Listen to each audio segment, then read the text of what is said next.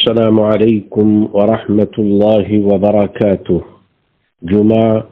27 ذوالقعدہ سن 1447 مطابق 15 مئی سن 2026 کے خطبے کا اردو میں خلاصہ پیش خدمت ہے۔ خطبے کا موضوع باپ خاندان کا مضبوط ستون ہوتا ہے۔ الحمدللہ الرحیم الرحمن جعل الأب أوسط أبواب الجنان وأشهد أن لا إله إلا الله وحده لا شريك له وأشهد أن سيدنا ونبينا محمدا عبد الله ورسوله اللهم صل وسلم وبارك عليه وعلى آله وصحبه ومن تبع هديه من بعده أما بعد فأوصيكم عباد الله ونفسي بتقوى الله قال جل في علاه واتقوا الله الذي تساءلون به والأرحام إن الله كان عليكم رقيبا۔ عزیزان محترم، برادران ایمان، ہمارے آج کے خطبے کا موضوع ایک عظیم شخصیت ہے، رحم دلی جس کی پہچان ہے، بلند مقام اس کی شان ہے، جو خیر و برکت کا ایسا سرچشمہ ہے جو کبھی نہیں سوکھتا، عطا و احسان کا وہ دریا ہے جو کبھی خشک نہیں ہوتا۔ میرے بھائیوں، وہ عظیم شخصیت باپ کی ہے جس کی قسم رب تعالی نے کھائی اور فرمایا ووالد وما ولد، اور قسم ہے باپ کی اور اس کی اولاد کی۔ اور یہ کوئی تعجب خیز بات نہیں، کیونکہ باپ ہی خاندان کا ستون ہوتا ہے، وہی اس کا سہارا ہوتا ہے، وہی اس کا محافظ ہوتا ہے، وہی اس کا کفیل ہوتا ہے، وہی گھر کی ذمہ داریاں اٹھانے والا ہے، دل و جان سے ان کو سنبھالنے والا ہے۔ وہ باپ ہی ہوتا ہے جو پورے گھرانے کا غم اور فکر اپنے سینے میں بسائے رکھتا ہے۔ کیا آپ نے غور کیا کہ جب حضرت یعقوب علیہ السلام کے لخت جگر ان سے دور جانے لگے تو وہ کتنے فکر مند ہوئے؟ بیٹے کی جدائی نے انہیں کس قدر غمگین کر دیا، یہاں تک کہ وہ اپنے بیٹوں اور برادران یوسف سے کہنے لگے انی لیحزننی ان تذهبوا به، تم اسے لے جاؤ گے تو مجھے اس کی جدائی کا غم ہوگا۔ اور پھر جب حضرت یوسف علیہ السلام باپ سے بچھڑ گئے تو حضرت یعقوب علیہ السلام کا دل تڑپ کر رہ گیا۔ ارشاد باری تعالی ہے وَبِيَضَّتْ عَيْنَاهُ مِنَ الْحُزْنِ فَهُوَ كَظِيمٌ، اور ان کی دونوں آنکھیں صدمے سے روتے روتے سفید پڑ گئی تھیں اور وہ دل ہی دل میں گھٹے جاتے تھے۔ تو میرے عزیزو، یہ جذبات و احساسات ایک باپ ہی کے ہو سکتے ہیں جو بغیر کسی مفاد کے بے لوث محبت کرتا ہے، بغیر کسی لالچ کے اپنا سب کچھ اولاد پہ نچھاور کر دیتا ہے، دن بھر محنت و مشقت کرتا ہے، پھر جب شام کو گھر لوٹتا ہے تو سارے دکھ درد گھر کی دہلیز پر چھوڑ دیتا ہے، اپنی پریشانیاں دل میں چھپائے رکھتا ہے تاکہ بچوں کو مسکراتے ہوئے اپنے سینے سے لگا سکے۔ اس کی واحد تڑپ یہ ہوتی ہے کہ وہ اپنے بچوں کے چہرے پر خوشی دیکھے۔ وہ یہ چاہتا ہے کہ اس کے بچے اس سے اچھی زندگی بسر کریں، اس سے اعلیٰ تعلیم حاصل کریں۔ میرے دوستو، وہ عظیم انسان باپ ہی ہے جو اپنی جوانی کی بہاریں اولاد کی تعلیم و تربیت میں کھپا دیتا ہے، اپنا کل مال و متاع ان کی کامیابی و سربلندی کے لیے خرچ کر دیتا ہے، جو خود غم سہتا ہے مگر کہتا نہیں، تنہا دکھ جھیلتا ہے مگر بتاتا نہیں، کیونکہ پدرانہ شفقت اس پہ غالب آ جاتی ہے۔ چنانچہ وہ اپنا دکھ درد سنا کر بچوں کو غم زدہ نہیں کرنا چاہتا، مگر دل کی حالت تو دل کا خالق ہی جانتا ہے۔ واللہ علیم بذات الصدور، اور اللہ دلوں کی باتوں تک کا خوب جاننے والا ہے۔ میرے بھائیوں، ذرا سوچئے تو صحیح، وہ باپ ہی ہوتا ہے جو زندگی کی کتنی ہی راتیں جاگ کر گزار دیتا ہے تاکہ اس کے بچے سکون کی میٹھی نیند سو سکیں، وہ ان کی خاطر سب کچھ برداشت کر لیتا ہے، وہ اپنے بچوں کی راحت کے لیے ایام کی تلخی کو بھی ہنس کر پی جاتا ہے، مگر اولاد کو اس کی خبر تک ہونے نہیں دیتا۔ میرے دوستو، اگر باپ کی قدر جاننی ہے تو کسی یتیم سے پوچھئے جس کے سر پہ باپ کی محبت کا سایہ نہیں، جس کے کندھے پہ شفقت کا ہاتھ رکھنے والا کوئی نہیں، جس کی دیکھ بھال کرنے والا کوئی نہیں، جس کا کوئی پاسبان نہیں، کوئی نگہبان نہیں۔ کسی یتیم سے پوچھئے کہ بھلا باپ کی جدائی کا خلا دنیا کی کوئی نعمت پوری کر سکتی ہے؟ نہیں، ہرگز نہیں۔ تو پھر تعجب ہے اس بیٹے پر جو باپ جیسی عظیم نعمت کی قدر نہیں کرتا، اس پر چیختا چلاتا ہے، اسے دیکھ کر ماتھے پر شکن ڈال لیتا ہے، اس کا سامنا کرنے سے کتراتا ہے، اس کی رائے کا مذاق اڑاتا ہے۔ کیا وہ جانتا نہیں کہ رب تعالیٰ نے والدین کے ساتھ حسن سلوک کو اپنی عبادت کے ساتھ جوڑا ہے اور دونوں امور کو ایک ساتھ بیان کیا ہے؟ چنانچہ ارشاد باری تعالی ہے، وَقَضَى رَبُّكَ أَلَّا تَعْبُدُوا إِلَّا إِيَّاهُ وَبِالْوَالِدَيْنِ إِحْسَانًا، اور تمہارے پروردگار نے یہ حکم دیا ہے کہ اس کے سوا کسی کی عبادت نہ کرو اور والدین کے ساتھ اچھا سلوک کرو۔ اور کیا اس نے جناب نبی کریم صلی اللہ علیہ وسلم کا یہ فرمان نہیں سنا؟ رضا الرب فی رضا الوالد وسخط الرب فی سخط الوالد، رب کی رضا والد کی رضامندی میں ہے اور رب کی ناراضگی والد کی ناراضگی میں ہے۔ تو اللہ کے نیک بندو،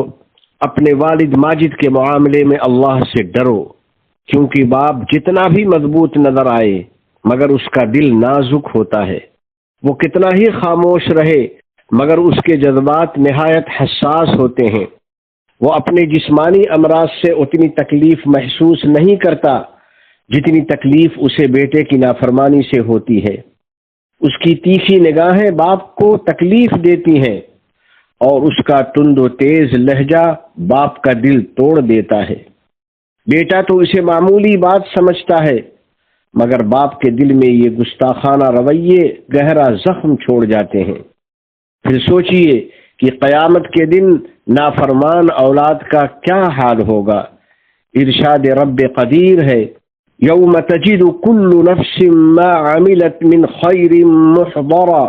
وما عملت من سوء تود لو ان بینها وبینه امدا بعیدا۔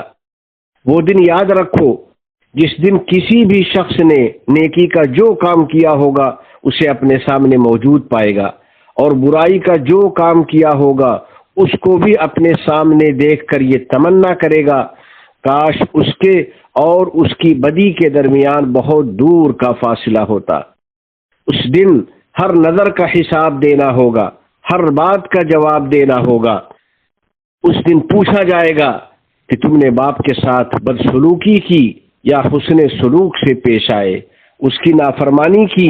یا فرما برداری بجا لائے۔ لہذا میرے دوستو، اپنے والد کے ساتھ حسن سلوک سے پیش آئیے، ان کی خدمت کیجیے، ان کی فرما برداری کیجیے، ان کی ضروریات پوری کیجیے، اور اپنے بھائیوں سے مت جھگڑیے، کیونکہ آپ کا باہم لڑنا باپ کو غم زدہ کر دیتا ہے۔ والد محترم سے اپنے معاملات میں مشورہ طلب کیجیے، ان کے ہاتھ چومیے، ان کی پیشانی پہ بوسہ دیجیے، ان کی قدردانی کا حق ادا کیجیے، اور یہ ادب حضور اکرم صلی اللہ علیہ وسلم کی لخت جگر سیدہ فاطمہ رضی اللہ تعالی عنہا سے سیکھیے۔ چنانچہ حدیث پاک میں ہے، اذا دخل علیہ صلی اللہ علیہ وسلم قامت الیہ فاخذت بیدہ فقبلته واجلسته فی مجلسها۔ رسول اللہ صلی اللہ علیہ وسلم جب ان کے پاس تشریف لے جاتے تو وہ لپک کر آپ کی طرف بڑھتیں، آپ کا ہاتھ تھام لیتی، آپ کو بوسہ دیتی اور آپ صلی اللہ علیہ وسلم کو اپنی جگہ پر بٹھا دیتی۔ میرے دوستو، اپنے باپ کی قدر کرنے والوں،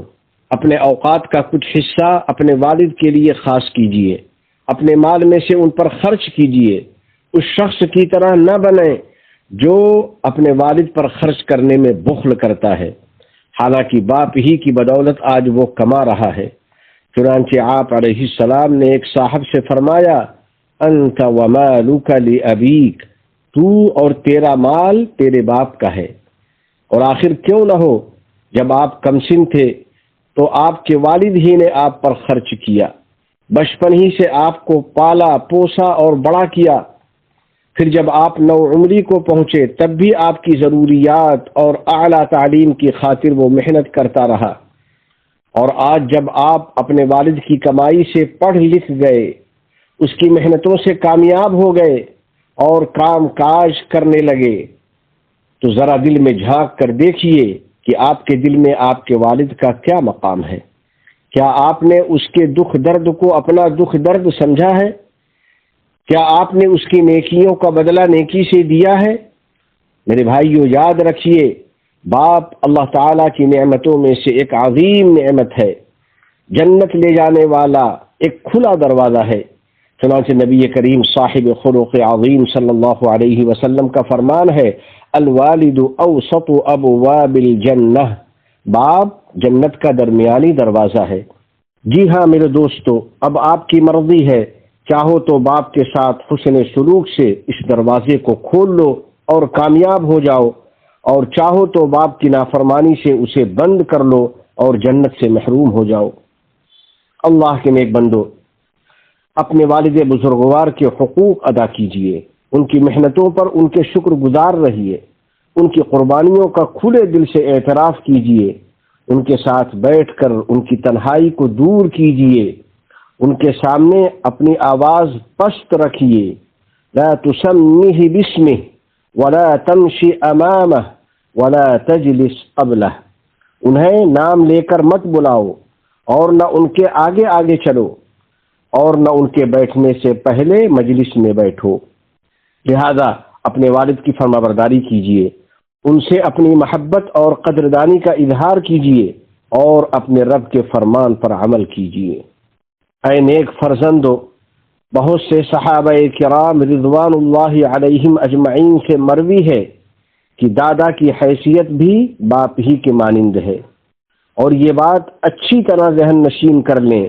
کہ جب انسان کی عمر بڑھ جاتی ہے تو اس کی تکالیف بھی بڑھ جاتی ہیں، اس کی ہڈیاں کمزور ہو جاتی ہیں، اس کی قوت ڈھل جاتی ہے، تو ایسی حالت میں اس کی طبیعت بھی حساس ہو جاتی ہے، وہ جلد برہم بھی ہو جاتا ہے اور جلد ہی اس کی آنکھوں میں آنسو بھی آ جاتے ہیں۔ اس وقت اسے پہلے سے زیادہ محبت بھرے ہاتھوں کی ضرورت ہوتی ہے، دو میٹھے بول کی چاہت ہوتی ہے، پیار بھری گفتگو اور اچھے انداز کی حاجت ہوتی ہے۔ یہی وہ وقت ہے جب نیک اولاد کا پاکیزہ کردار ظاہر ہوتا ہے۔ چنانچہ لائق بیٹا وہ ہے جو باپ یا دادا کے بڑھاپے کو خدمت کا موقع سمجھتا ہے، ان کی تنہائی کا ساتھی بنتا ہے، ان کی ضروریات بن کہے پوری کرنے کی کوشش کرتا ہے اور اپنے رب کے اس حکم پر عمل کرتا ہے، اما یبلغن عندک الکبر احدہما او کلاہما فلا تقل لہما اف ولا تنہرہما وقل لہما قولا کریما۔ اگر والدین میں سے کوئی ایک یا دونوں تمہارے پاس بڑھاپے کو پہنچ جائیں تو انہیں اف تک نہ کہو اور نہ انہیں جھڑکو، بلکہ ان سے عزت و احترام کے ساتھ بات کرو۔ تو اے خوش قسمت انسان جسے اللہ تعالیٰ نے باپ یا دادا کی موجودگی کی نعمت عطا کی ہے، اس نعمت کی قدر کرو، اس سے پہلے کہ وہ وفات پا جائیں اور سپرد خاک ہو جائیں۔ پھر آپ انہیں ڈھونڈو گے اور تلاش کرتے پھرو گے، مگر سوائے یادوں کے کچھ ہاتھ نہ آئے گا۔ لہذا ابھی سے ان کی دل جوئی کیجیے، ان کو راضی کیجیے، ان سے دعائیں لیتے رہیے، کیونکہ نبی کریم صلی اللہ علیہ وسلم کا ارشاد ہے، ثلاث دعوات مستجابات لا شک فیہن ومنها دعوت الوالد، تین دعائیں ایسی قبولیت والی ہے کہ ان کی قبولیت میں کوئی شک نہیں، ان میں سے ایک والد کی دعا ہے، اور ہم میں سے جس نے بھی اپنے باپ یا دادا کی حق تلفی کی ہے وہ آج ہی سے ان کی فرما برداری شروع کر دے، ان سے پیار بھرا بول کہے جو ان کے ٹوٹے دل کو جوڑ دے، ان کی ایسی خدمت کرے جو سابقہ کوتاہیوں کا ازالہ کر دے۔ یاد رکھیے، نیکی کا بدلہ ضرور واپس ملتا ہے اور حسن سلوک کا اثر نسلوں تک باقی رہتا ہے۔ کیا آپ نے نہیں دیکھا کہ حضرت ابراہیم علیہ السلام نے اپنے والد کو کن پاکیزہ الفاظ سے پکارا تھا؟ ان کی گفتگو کتنی قدر و منزلت بھری تھی، ان کا انداز کتنا محبت و عظمت والا تھا۔ انہوں نے فرمایا تھا یا ابتی، اے ابا جان۔ تو اس نیکی کے صلے میں اللہ رب العزت نے حضرت ابراہیم علیہ السلام کو بھی نیک و صالح بیٹا عطا کیا جو اپنے والد سے یوں گویا ہوئے یا ابت فعل ما تؤمر، ابا جان آپ وہی کیجئے جس کا آپ کو حکم دیا جا رہا ہے۔ میرے بھائی، اگر آپ کے باپ یا دادا وفات پا چکے اور آپ انہیں اللہ کی رحمت کے سپرد کر چکے تو اللہ تعالیٰ آپ کے غم پر آپ کو اجر عظیم عطا فرمائے گا۔ اور خوب اچھی طرح جان لو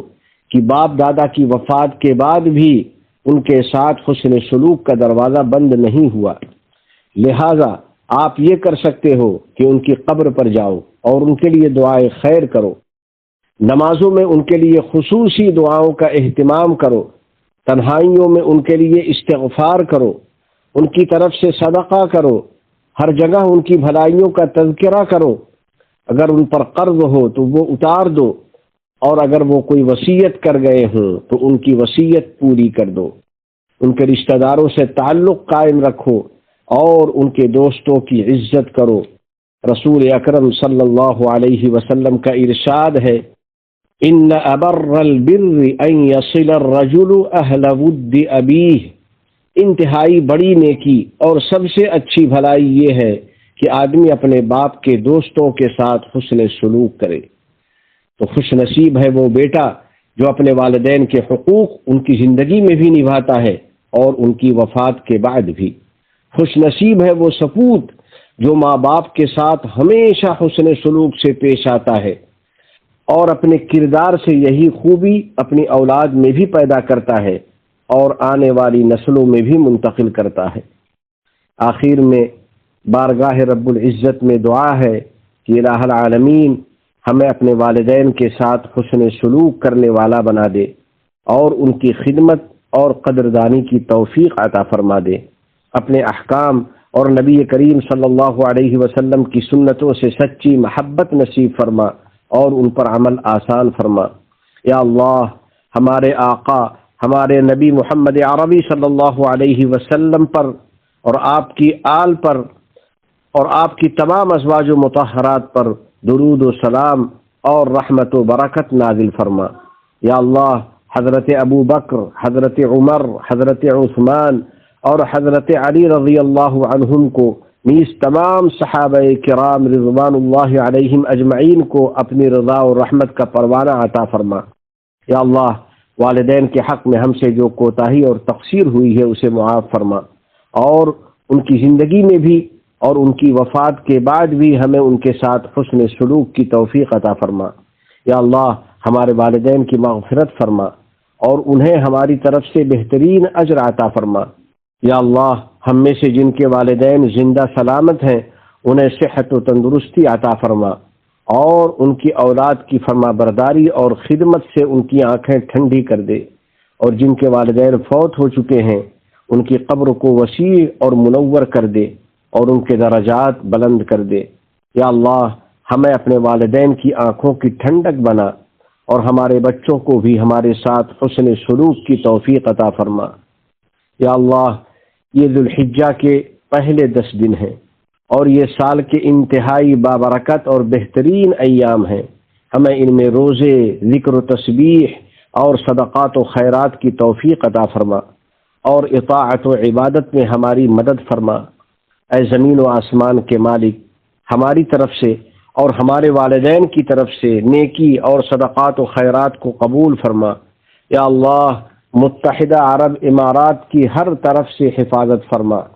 یا رب کریم، اس ملک کی قیادت، اس کے باشندوں اور اس سرزمین پر رہنے والے تمام لوگوں کی حفاظت فرما۔ یا اللہ، ہماری مسلح افواج کی حفاظت فرما، ان کی مدد فرما، ان کو نہ چوکنے والا نشانہ دے دے اور انہیں کامیابی اور فتح مبین عطا فرما دے۔ یا اللہ، ہمارے بہادر سپاہیوں کو اجر جزیل اور ثواب عظیم عطا فرما، ان کے عزائم کو مضبوط فرما، انہیں اپنے مقاصد میں کامیابی عطا فرما اور انہیں اپنے دشمنوں اور ہمارے دشمنوں پر فتح عطا فرما۔ یا اللہ، ان ظالموں کو برباد کر دے جو متحدہ عرب امارات میں فساد پھیلانا چاہتے ہیں، جو امن و امان کے دشمن ہیں، جو سازشیں کرتے ہیں اور اس مقدس مہینے کا تقدس پامال کرتے ہیں۔ اے کریم، اس ملک کے صدر ذی وقار شیخ محمد بن زائد کی حفاظت فرما،